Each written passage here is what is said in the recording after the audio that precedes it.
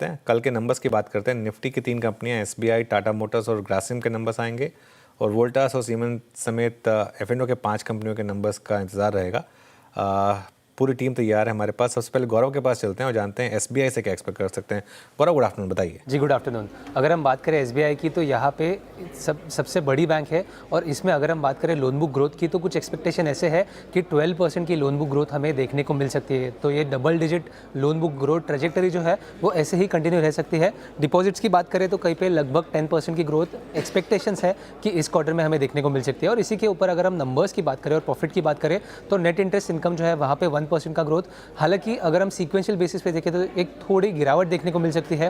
Pre provisional operating profit है वहाँ पे 3% की ग्रोथ और जो प्रॉफिट है वहाँ पे लगभग 2% का डिक्लाइन जो है ईयर ऑन ईयर बेसिस पे देखने को मिल सकता है। अब इस नंबर्स को अगर हम ज़्यादा अच्छे से समझे तो नेट इंटरेस्ट इनकम में जो गिरावट है सीक्वेंशियल बेसिस के, इसी की वजह से नेट इंटरेस्ट मार्जिन्स है वहाँ पे कुछ प्रेशर देखने को मिल सकता है।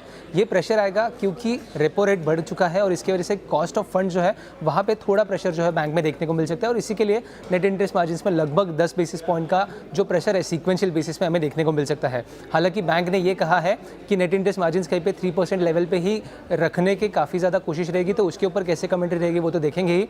इसके अलावा कहीं पे जो ऑपरेटिंग एक्सपेंसेस है वहाँ पे प्रेशर नहीं दिखेगा और इसी की वजह से प्री प्रोविजनल ऑपरेटिंग प्रॉफिट है वहाँ पे 2% से 3% का एक ग्रोथ जो है ईयर ऑन ईयर बेसिस पे देखने को मिल सकता है।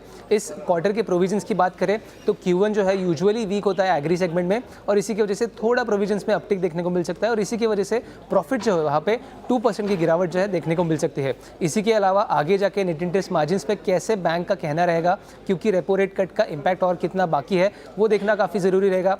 ग्रोथ के ऊपर कैसे कहना रहेगा वो भी देखना काफ़ी ज़रूरी रहेगा क्योंकि सिस्टम लेवल पे कहीं पे हमने स्लो डाउन देखा है और एसेट क्वालिटी पे भी कुछ जो कमेंट्स है वो देखना ज़रूरी रहेगा क्योंकि एसबीआई जो है वो इंडिया की सबसे बिगेस्ट बैंक है। तो यहाँ पे एसेट क्वालिटी पे जो भी उनके कमेंट्स होते हैं वो काफ़ी ज़्यादा इंपॉर्टेंट रहेंगे, ना कि केवल बैंक के लिए बट ओवरऑल इंडस्ट्री के लिए। सो डेफिनेटली ये सब चीज़ों पे तो हमारा ध्यान रहेगा ही, बट नंबर्स के बेसिस पे एक स्टेबल नंबर इस क्वार्टर में हम एक्सपेक्ट कर रहे हैं। Stable number. गौरव, शुक्रिया आपका इस पूरी बातचीत के लिए। ये थे